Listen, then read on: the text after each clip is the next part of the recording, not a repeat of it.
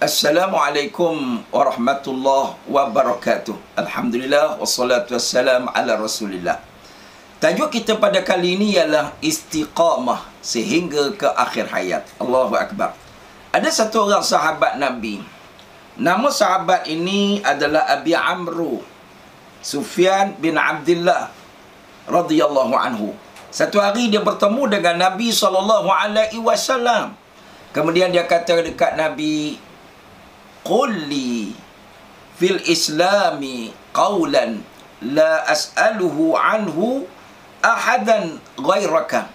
Ya Rasulullah, boleh tak bagi tahu kepada aku satu perkataan dalam Islam ini, satu petua, satu motivasi, ya, satu panduan yang lepas ni aku tak payah tanya orang lain dah. Maka jawab Nabi SAW, "Qul amantu billah summa istaqim." Hadis sahih riwayat Imam Muslim. Nabi pun berkata, katakanlah, aku beriman dengan Allah, kemudian hendaklah kamu istiqamah. Allahu akbar. Tuan-tuan, apakah yang dimaksudkan dengan istiqamah? Ramai di kalangan kita, tuan-tuan, selalu sebut perkataan ini, tapi jarang dapat menghayati ataupun jarang dapat memahami dengan pahaman yang sebenar apakah yang dimaksudkan dengan istiqamah ini. Tuan-tuan, istiqamah ini, tuan-tuan, maksudnya kita sentiasa tetap lurus di atas agama. Dalam perkataan kita, dalam cara fikir kita, dalam kehidupan kita, kita sentiasa lurus di atas dasar agama. Sebagaimana yang kita minta kepada Allah Subhanahu wa taala sehari semalam 17 kali kita minta ihdinas siratal mustaqim. Ya Allah, tunjukilah kepada kami jalan yang lurus. Allahu akbar. Kita minta kepada Allah, biarlah kita hidup ini dah beriman. Kita nak supaya kita hidup berpaksikan lurus dan kebenaran ini. Sebab itu ada orang pernah bertanya, orang pernah bertanya kepada alim ulama, kenapa kita orang Islam walaupun kita dah beriman tapi kita minta lagi jalan yang lurus?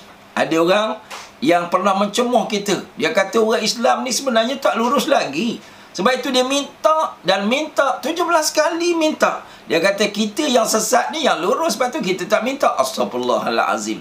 Kenapa orang Islam sentiasa mohon kepada Allah, ihdinas siratal mustaqim, tunjukilah kami jalan yang lurus? Kata Al-Imam Ibn Katsir dalam tafsirnya, dalam tafsir suratul Fatihah, iaitu kita minta kepada Allah supaya sentiasa diberi petunjuk oleh Allah dalam setiap tindak tanduk kita.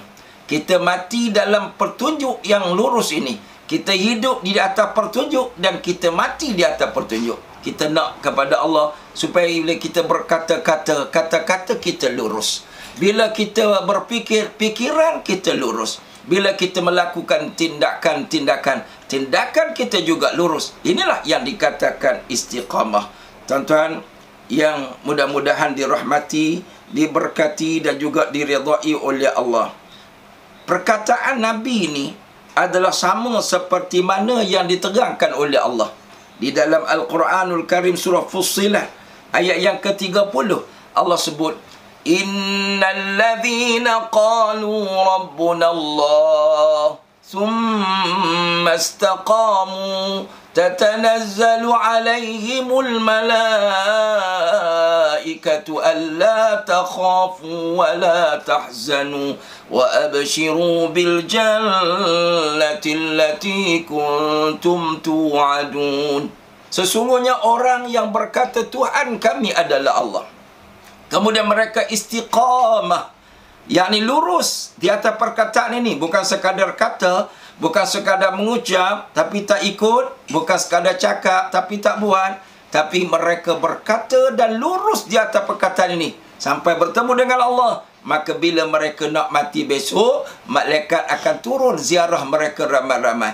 Malaikat kata, jangan takut. Malaikat kata, jangan takut, jangan bimbang. La takhafu wa la tahzanu, jangan sedih. Wa abshiru, gembiralah kamu.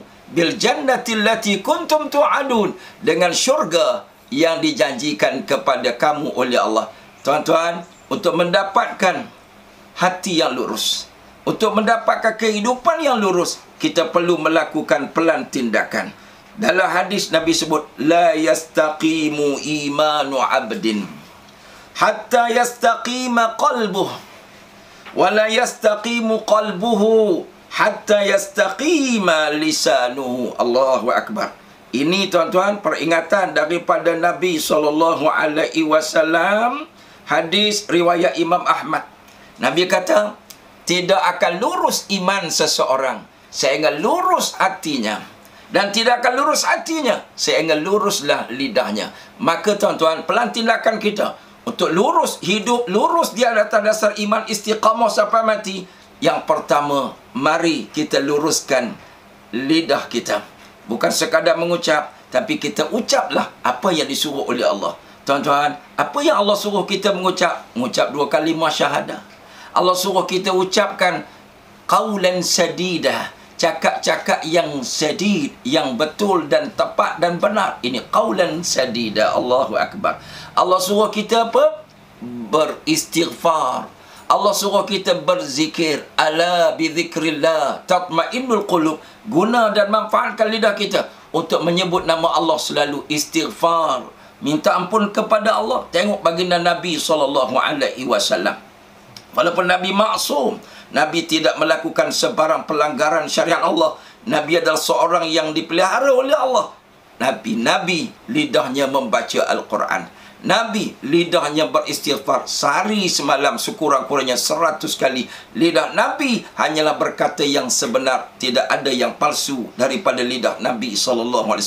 Sebab itu, kalau kita betulkan apa yang diucapkan oleh lidah, lidah kita basah dengan zikir, lidah kita basah dengan istighfar, lidah kita basah dengan kalimatut tayyibah, cakap-cakap yang baik, lidah kita tidak berbohong, lidah kita tidak berdusta, hati kita akan menjadi baik. Ala bidzikrillah tatmainnul qulub. Hati menjadi suci, hati menjadi tenang, kita akan dapat hidup sebagai seorang yang istiqamah sampai ke akhir hayat. Dan saya nak pesan, tuan-tuan, sesanan daripada alim ulama, la yastaqimul dhil hatta yastaqimul 'ud, iaitu tidak akan lurus satu bayang melainkan kayu pancangnya juga turut lurus. Kita tidak akan lurus melainkan kita ambil ilmu daripada sumber yang betul. Anak kita tidak akan lurus kalau tidak diperbetulkan oleh ayah yang betul.